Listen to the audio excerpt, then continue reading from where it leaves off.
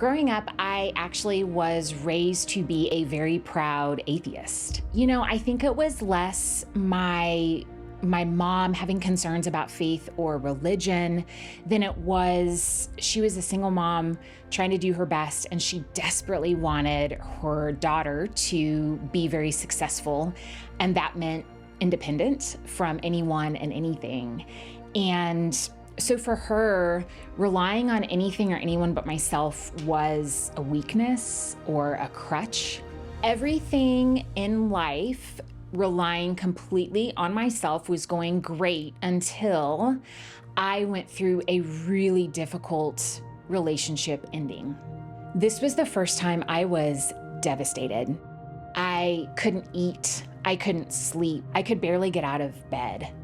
And there was this deep sense of loneliness that permeated every part of my being. I was utterly hopeless, and I had no idea how I was going to rebuild myself or my life. As a last resort, started turning to some coping mechanisms and strategies that I hadn't tried before. So I Amazon Primed a Bible, and I started reading. So what started out simply as an escape gradually turned into me thinking, these Christians might be onto something.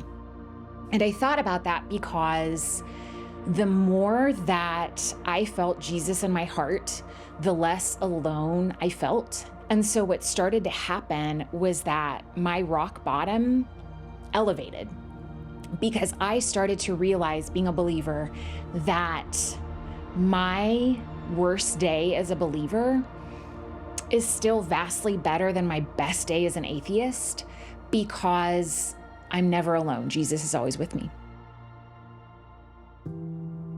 Before coming to Northwest, I was a believer, but I had never experienced God's overt presence.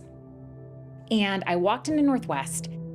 I felt this overwhelming sense of peace, and God talked to me for the first time. And He was telling me that no matter what was going on outside of the walls, inside here in Northwest, it was my home. And I'll never forget that.